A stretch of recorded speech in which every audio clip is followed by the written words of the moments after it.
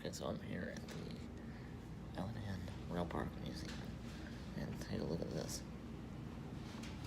All layout, all hand sculpture tracks, and everything. Let's see what happens.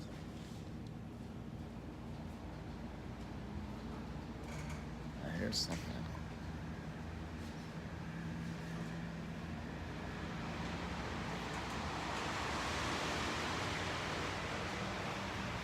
Oh, look, there it is.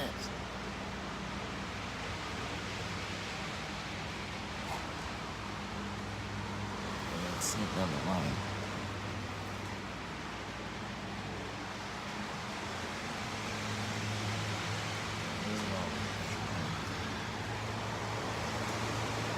Natural water.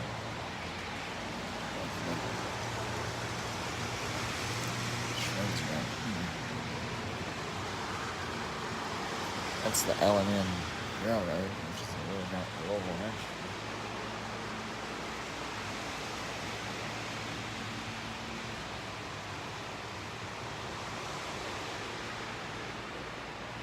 So I need a ticket to go in there. How do I purchase tickets?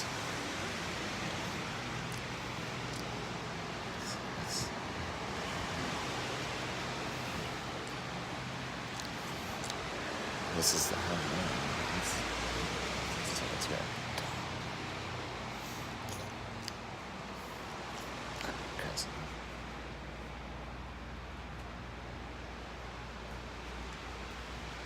Hey, how much is it to go through the museum?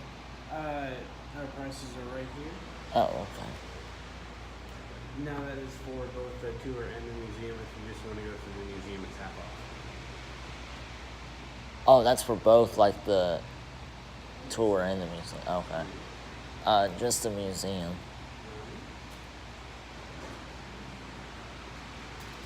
$7 even. So, okay.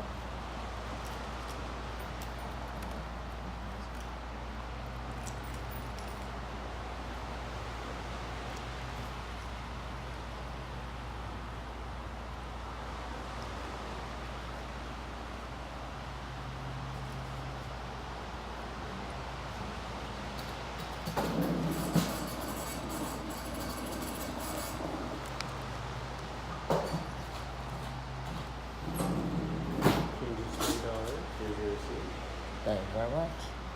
Museum starts through those green doors right there. There's elevators to your right and stairs to your left. And then we'll be playing upstairs. Thank you. Thank you.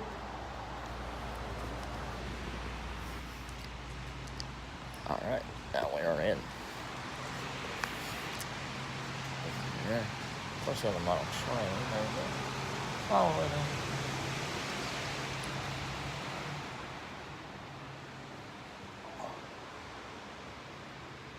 Okay. Alright, so let's just start here. So it takes a village to start a railroad, and this is basically the start of the L&N Railroad. This is what it...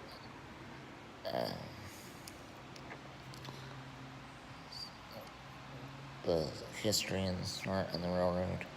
By November 1952, the shop cleared 12 bays, a single F unit, non-exposed bay number 7, fueling standing area for bays 1 through 5. Alright, scene. So that car in the the L&N Railroad. And this started and here's the Civil War, of course. Abraham Lincoln, naturally, we'll go through here in his railroad legacy. Mr. Lincoln designed the Union Pacific in 1865 through 69. It traveled all the way through Utah and Salt Lake. Ended up through Rawlins in Wyoming, Colorado, and went all the way. It went from the summit of Promontory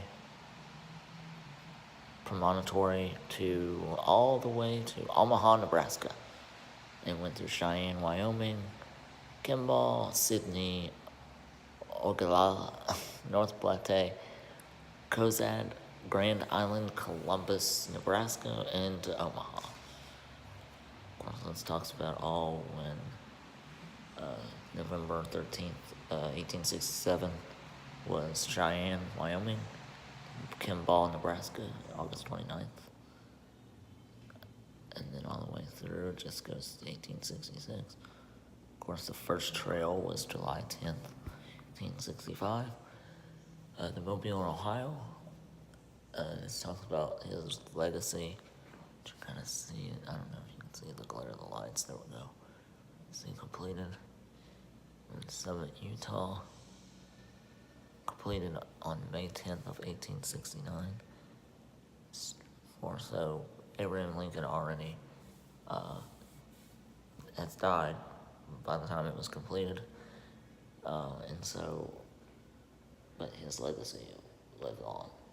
And these are the time travel tables, what it was back then, and the times on this side, what the number of trains, and what number goes to which city. And so this was Abraham Lincoln's legacy of the railroad. Like I said, the railroad played a big part in the Civil War, so this was another good stop to find out.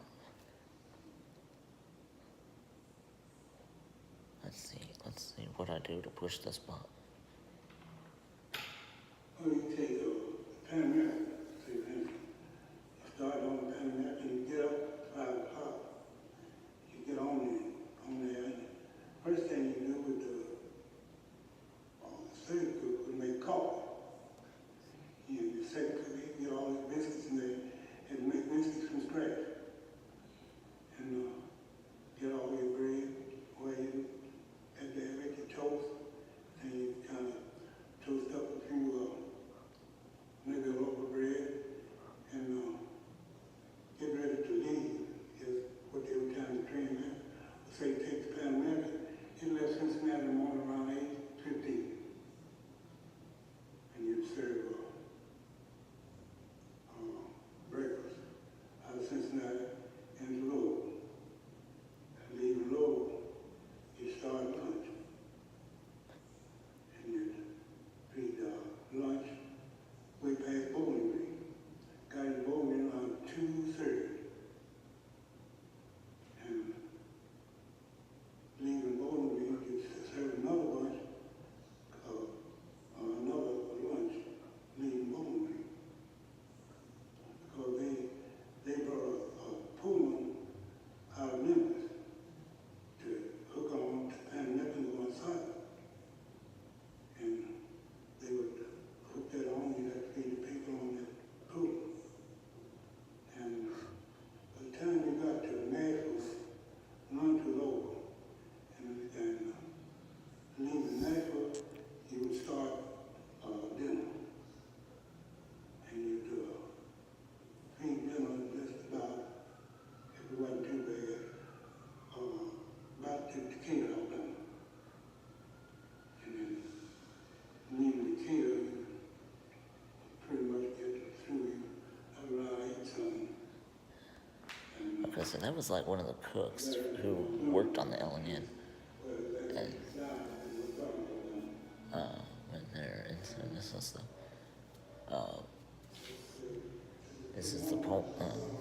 that was Sam Pullman.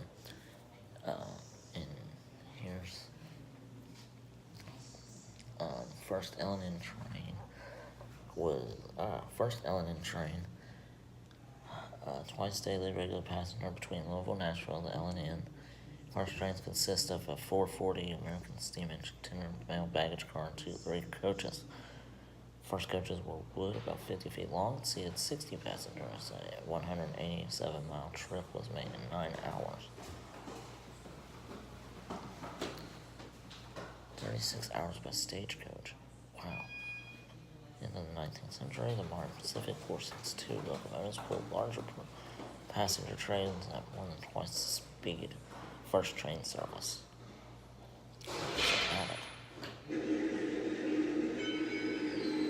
So this was the first L&N passenger train. So you see the wooded boxcar here. You see the two there. You can hear. We're just gonna kind of go through here. This is the diesel era Pan American from 1942 to 71. After World War II, the blue varnish passenger color scheme. Popular Pan American was pulled by two diesels in a back-to-back configuration at various times, including E6, E7, new E8A diesel locomotives. By 1953, the L&N had also upgraded their sleeping cars with the addition of new Pine series cars. So this was the L&N train that would pull and see how long.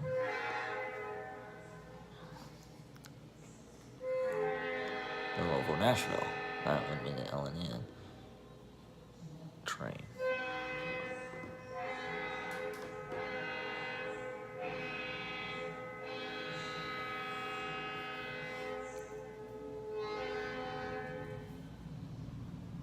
And you can hear the lonesome whistle. The U.S. government owned and operated Amtrak took over the passenger service. Last passenger train. The Bowling Green, Kentucky occurred on October 9, 1979, pulled by Amtrak P40 and E8A passenger. 6-car train left the station for the best time at 6:43 p.m., thus ending an era that began 120 years earlier.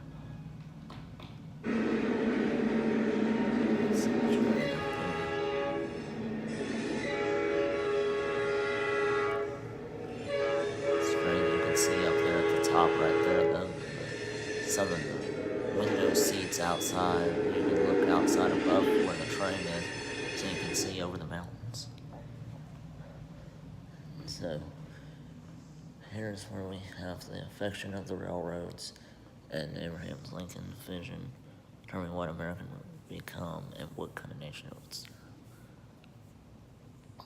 And here's the L&N official building.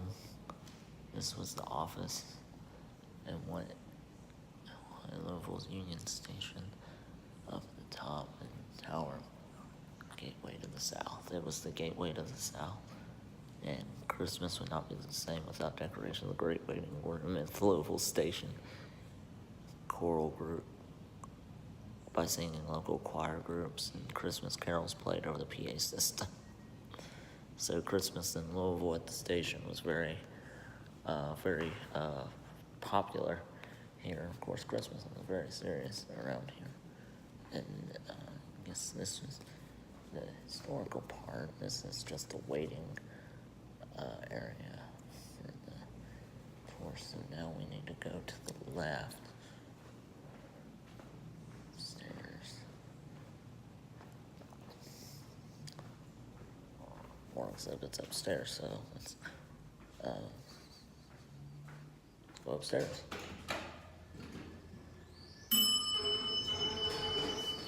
Okay, we're gonna get into an elevator. So we're going up to the top floor.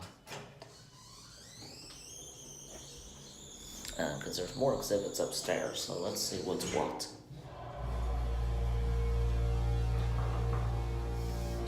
Really anxious to see what's up here, because this will be interesting. And we've hit level 2. So the first part was basically the Civil War of Abraham Lincoln and his era. So now we are at the heck are we? We have entered a new chasm. You can. This is a piece of rail right here. You can see the industry. Like I was saying, this is the railroad crossing sign. So this is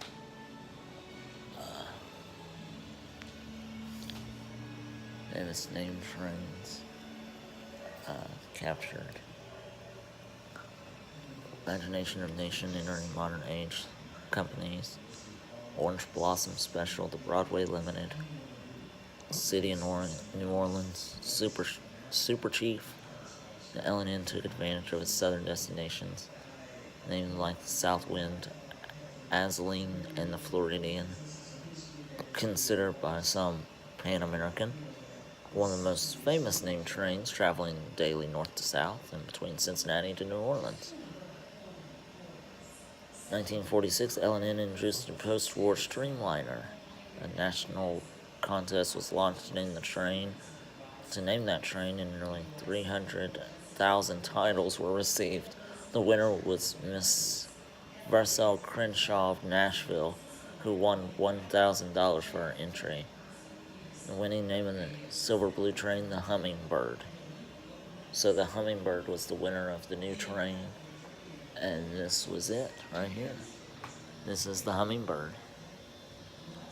Very appropriate name for the train because it's got a bluish gray tint to it.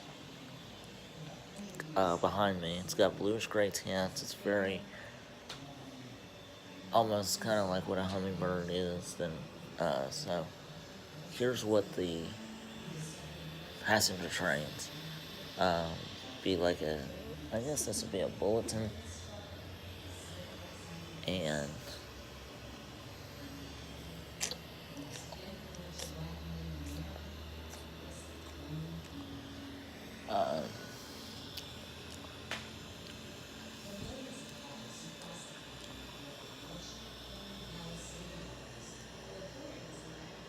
what they all did. Like, some people were very famous and travel in luxury. If they could, and they had more comfort on the train than anyone else. Well, than anyone else really, to the normal passenger. If there was a famous person on the train, they would get luxury seating, very fine dining, and a very nice sleeper car, almost like a hotel on wheels, pretty much, is what it was. And so now, here's something I was looking at, and that's why I kind of paused for a moment. This is Ask an Engineer. What was it like being an engineer? Let's see what he says. Well, when you left the station, of course you had the schedule that you had to make. And a man had to run a meeting. That was hard. And setting your reverse lever, which controls your valve, setting with your throttle. And when one of them was doing the maximum work, you couldn't hear yourself think. You hear the whine of the injector, the check apron thing, the every change on that rattling. You hear that stack sounding like a machine gun talking to you, but it was the greatest feeling in the world. To me, a moonlight night was the best time to get the money, to be bright enough to see motion of your balance weights on your driving. You could just, through the hole in the fire door, see the fire dancing. Lean your arm on the armrest, look back and see the smoke trail back over the track. And hear that old girl talk to you in the language just only you and she understood. She was holding those big shoes. Go through the little towns at night and you would be asleep. Seems just like you and she were in the world all over. There was a bond between the engineer and the steam engine that doesn't exist with the people. Now, nobody will argue with people that ride. It's cleaner. It's something. Roll that whistle in a style that everybody uses.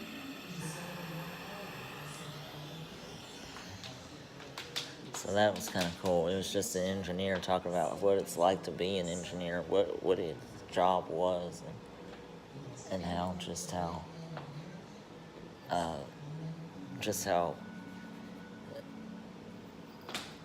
hearing that whistle when you blow it, everyone knew that it's you coming through the line, coming through town. All tip their caps in respect for your motion. So here's just some of the pictures of the L&N when it first arrived here in Bowling Green. Kentucky, and um, and just what it looked like back in the early days when it was running and everything else. And then the Pullman Porter. This is Pullman, Illinois, which is interesting. This is like the rail yard in Pullman, what it looked like.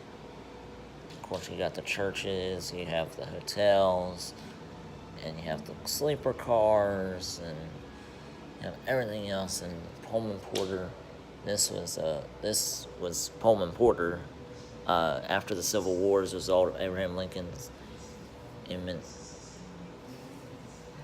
Emancipation Proclamation freeing the slaves. George Pullman decided to hire African Americans to provide superior service about each of Pullman's cars. Pullman Porter, often called George because of their association with George Pullman, carry luggage, provide pillows, games, refreshments, make up beds, adjust heat, cooling area, bring a berth ladder if needed. Port assigned to each car was available with the ring of a buzzer. Porters required to follow strict employees' manual with instruction from the making of the beds to serving drinks until the Brotherhood of Sleeping Car Porters was organized in 1925. Granted jurisdiction in 1937, the porter had been placed to sleep and was on call 24 hours a day. By 1918, the Pullman Company employed 12,000 African Americans. Wow. And this was the end of an era, and fall victim to the Depression in 1893. Pullman lowered their wages by a third. Unfortunately, he didn't lower the cost of rent and living expenses. Riots broke out. Strife caused by the unfortunate incident led to Pullman's death by heart attack in 1897. Robert Lincoln, Abraham Lincoln's oldest son, took over the company, brought new economic heights while acquiring literally all the competition. Buoyed balance sheet, but led to scrutiny that would eventually result in an antitrust suit due to a court action that forced Pullman to sell his own cars December 31st in 1945. 20 railroads which handled 80% of the sleeping car business signed an agreement maintaining the peak year of 1946. Pullman operated not owned 5,500 cars carrying over 31 million passengers. Introduction of the interstate highway system and airplane rising labor costs contributed greatly to the company's demise. So by August 1st of 1969, Pullman Company ceased operating in the United States. From the rise to the fall of the Pullman Company. Then we're in the Civil War 150 years later. So here's the Great Locomotive Chase. The Pullman Porter story to me was not just a story of Black America, it was the all-American success story. The idea that this tiny little group produced this the Great Merrimack, 2 miles north of Ringgold, Chattanooga. So we're in Tennessee here. East Tennessee and Georgia River. So this was the middle East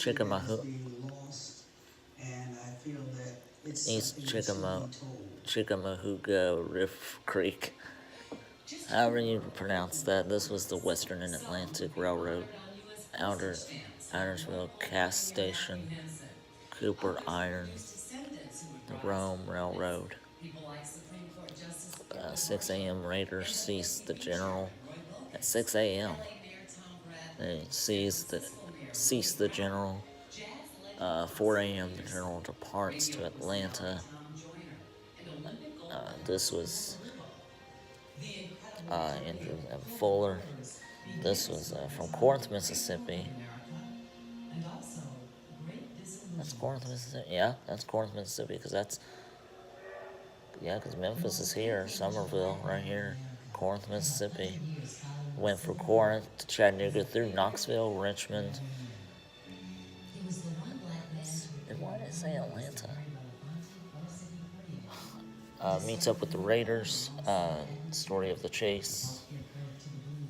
General leaves Atlanta pulling a mixed freight passenger train. 5 a.m. Stopped in Marietta, Georgia.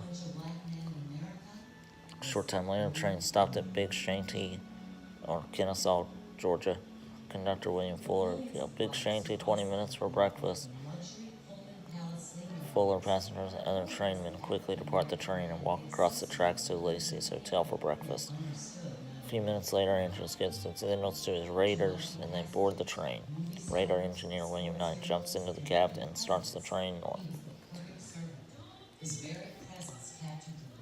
So the chase started from Atlanta.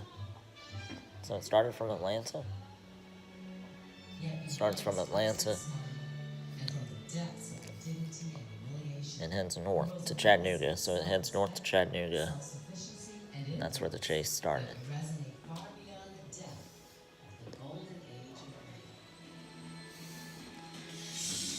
Yes, these were. The Philistines are upon us. 150 years remembering the Civil War. Bowling Green Railroad. 1861, 5,000 troops dismarched in Bowling Green, Kentucky from 10 locomotives pulling 200 railroad cars, confiscated by General Simon Bolivar Buckner in conflict at the center of Kentucky's Confederate government. Bowling Green became the capital of Confederate Kentucky in the heart of the defensive line. Confederate forces were forced to evacuate Bowling Green following the fall of Forts Henry and Donelson near Nashville, Tennessee on February 14, 1862.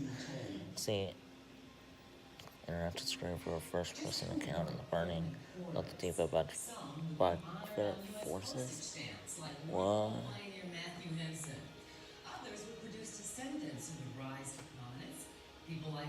So, was forced from their home to evacuate.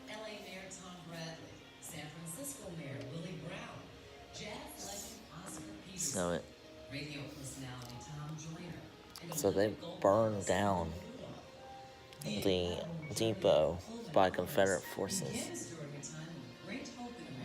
Okay. Okay, we went through everything. Let's go ahead and go back down and see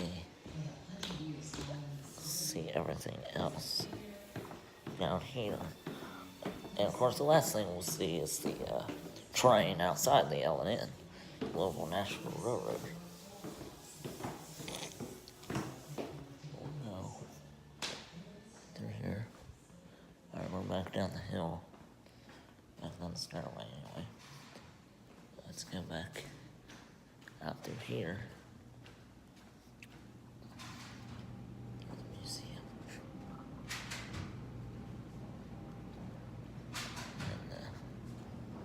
And so that's the whole layout of the train.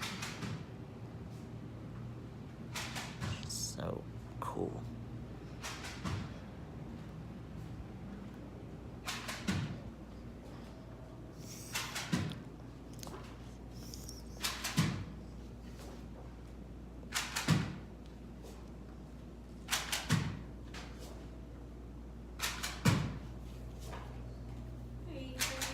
Hey, good.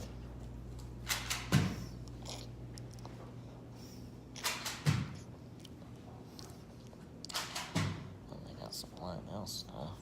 I know ornaments on the train set. And back over here.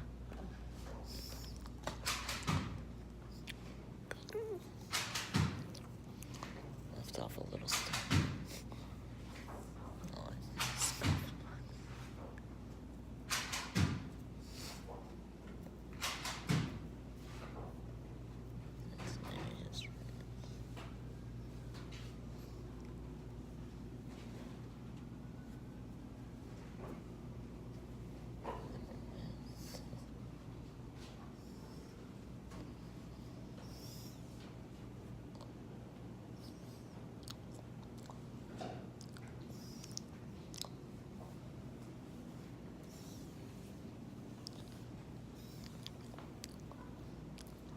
puzzles.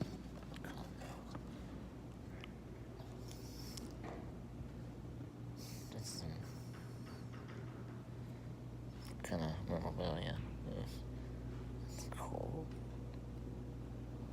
This stuff there. Yeah, look at that.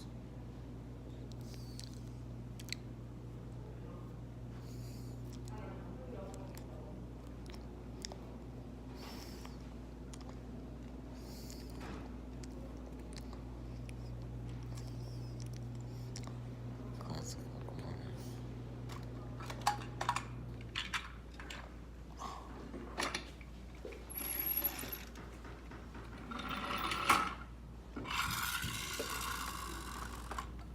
It's New York Central Flyer.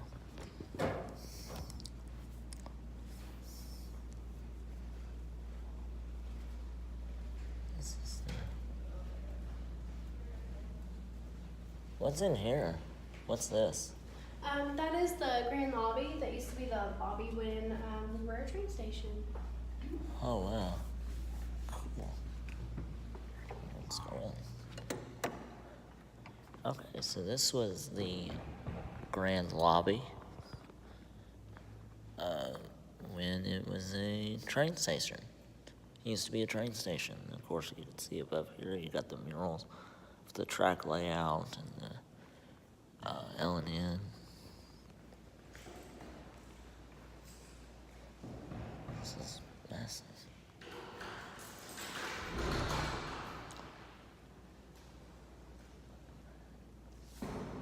Okay. Where's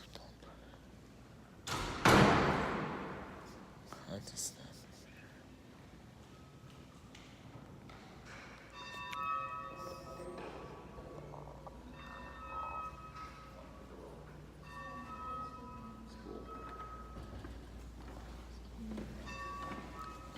Thank you.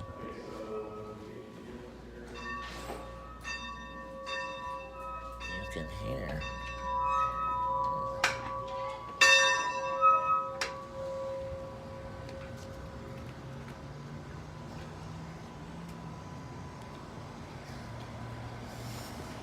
Okay, so that was the Railpark, historic Railpark and Train Museum here in Bowling Green, Kentucky. I appreciate you guys joining me. It's still warm out. I still gotta, eventually I'll get home. Eventually. I'm still gonna try to get something to eat and everything else. But let's go ahead. We're gonna take a walk right down here to see the engine of the L&N Railroad when it was in operation. I still believe it's in operation today, but I don't know if they do train rides or not. I know the one in Elizabethtown, New Haven does, and I always enjoy hearing the bell. It does not look like it. It looks like it's stationary. No, yeah, it doesn't. So this train doesn't move. No, it doesn't, because there's no track up there. So this train does not move, however. Go inside. I'd like to see how. I can't go in. Dang it. Okay. Doggone it. Can't go inside, but you can see, show you the front of the train up here. And Western Kentucky, that looks like Western Kentucky University over that way. Just right over there, literally. So, but here,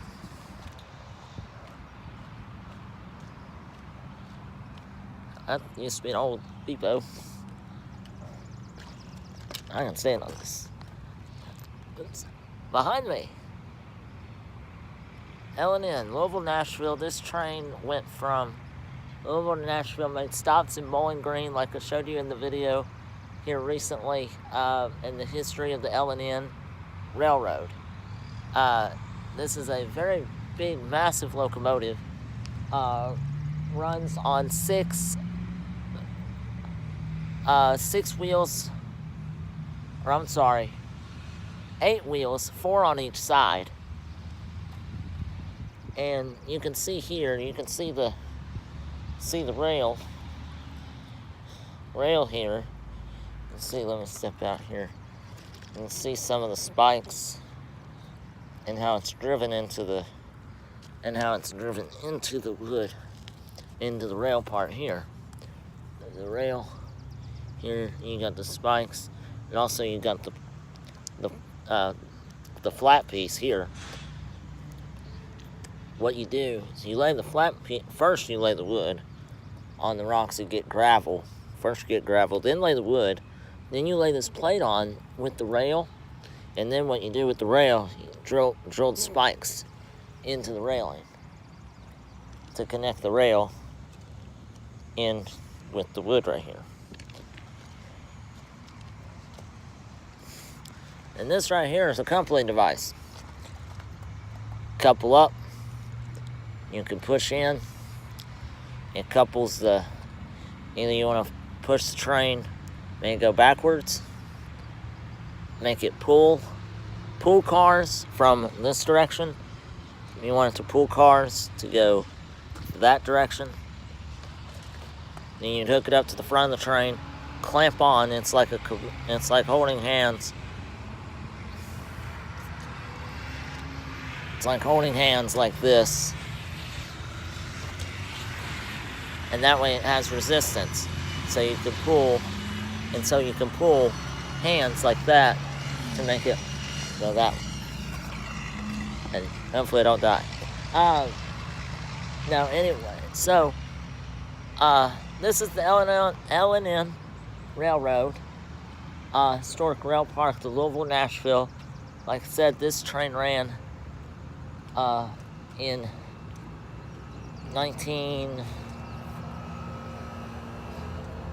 1980s, ran in the 80s, early 90s, stopped operation in the early 2000s. It was like 2001 when it was when they had stopped running this train, but it's still out here for display only. And but a really nice museum. If you're in the area of Bowling Green, come check it out. Really nice. Doesn't cost that much. If you're not going to do the guided tour, and if it's only a self-guided tour, it's only $7. But if you're doing the tour with it, it's $14 for adults, $12 for kids. For veterans, military, it's free of charge. So come on out to the Railpark in Bowling Green, Kentucky. Of course, if you want to see other places that I've been, check out my vlog channel at Squatch Vlogs 1. And like this video, subscribe, leave comments. Always want to see comments on these videos of places that I've been. If you have suggestions of where places around the area that are interesting, then let me know. Leave a comment, and maybe I'll go check this place out. And I will leave you a thank you in the comments if I liked it, if it's something that's interesting. So until then, we're off. I'm gonna go get food. I'm very hungry. I'm gonna go to Chick-fil-A and get some food before I drive the rest of the way home. I've still got about 2.5 hours to go. And until then, we will see you next time. And so long from Bowling Green.